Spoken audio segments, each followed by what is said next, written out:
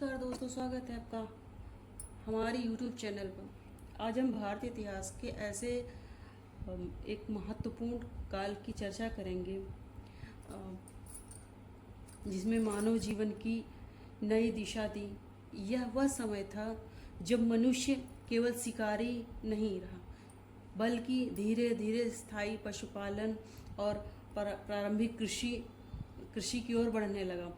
आज की इस वीडियो में हम विस्तार से जानेंगे मध्य पाषाण काल के बारे में, इसकी क्या समयावधि है और इसकी प्रमुख विशेषताएं, औजार, जीवन शैली, प्रमुख स्थल और परीक्षा की दृष्टि से महत्वपूर्ण तथ्य। इस वीडियो के अंत तक बने रहें।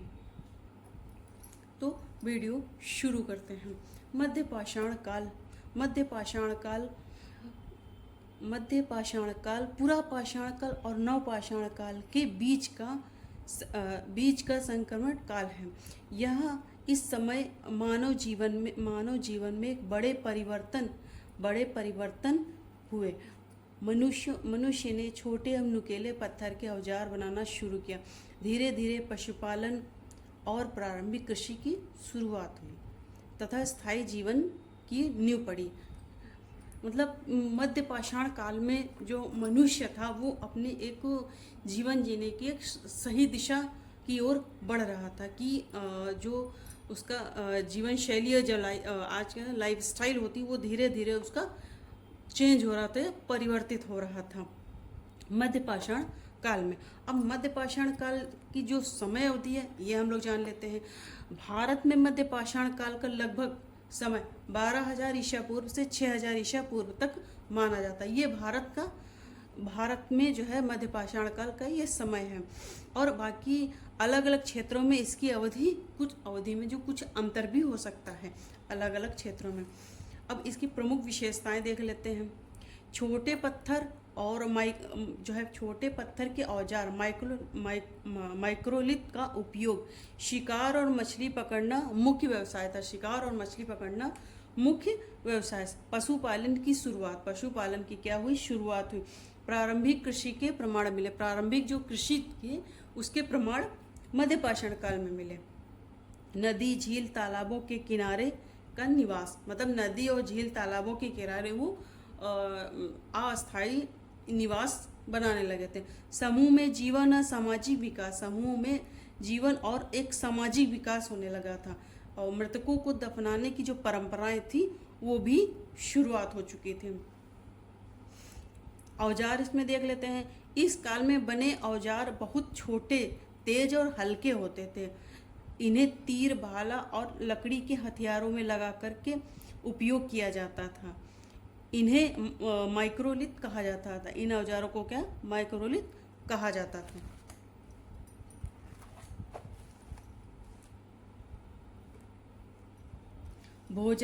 भोजन देख लीजिए। जंगली पशुओं का मांस। जंगली पशुओं का क्या मांस खाते थे। मछली, कंदमूल, फल और कंदमूल, बीज और वनस्पतियां। अब आवास के बारे में देख लेते हैं।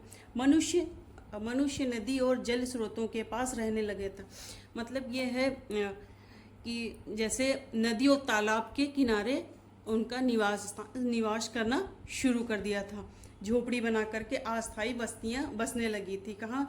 नदी और तालाबों के पास। कला। इस काल में गुफाओं की दीवारों पर चित्र बनाए गए। इनमें शिकार, नृत्य, पशु, दैनिक जीवन के दृश्य दिखाई दे।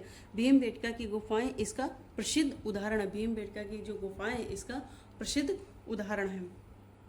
प्रमुख स्थल देख लेते हैं जो परीक्षाओं में पूछे जाते हैं। भीमबेटका मध्य प्रदेश में, भागौर राजस्थान में, लगनास गुजरात में है, शराय नहर राय उत्तर प्रदेश में है, महादा उत्तर प्रदेश में है, आदमगढ़ मध्य प्रदेश में है। ये अक्सर करके जो है कई परीक्षाओं में, यूपीएससी या यूपीपीसीएस की परीक्षाओं में तो प्रश्न पूछे ही जाते हैं। अब परीक्षा की दृष्टि से महत्वपूर्ण तथ्य देख लेते हैं हम लोग। परीक्षा की दृष्टि से महत्वपूर्ण तथ्य। मध्य पाषाण काल मेसोलिथ एज। प्रमुख औजार माइक्रोल। पशुपालन की शुरुआत हुई। प्रारंभिक कृषि के संकेत मिले और भीमबेटका के शैलचित्र विश्व प्रसिद्ध थे। भगौर से पशुपालन के प्रमाण मिले। बगौर से क्या मिले? पशुपालन के प्रमाण मिले। ये चीज़ पूछी जाती है कि किस चीज़ के प्रमाण कहाँ मिले। देखो, बगौर से पशुपालन के प्रमाण मिले और प्रारंभिक कृषि की शुरुआत के संकेत यहाँ से मिले हैं। भीमबेटका एक शैल चित्र है, ये विश्व प्रसिद्ध है भी। मध्य प्रमुख औजार क्या था? माइक्रोलिथ। और पशुपालन की क्या हुई थी? यहाँ से शुरुआत हुई थी, पशुपालन की शुरुआत हुई थी।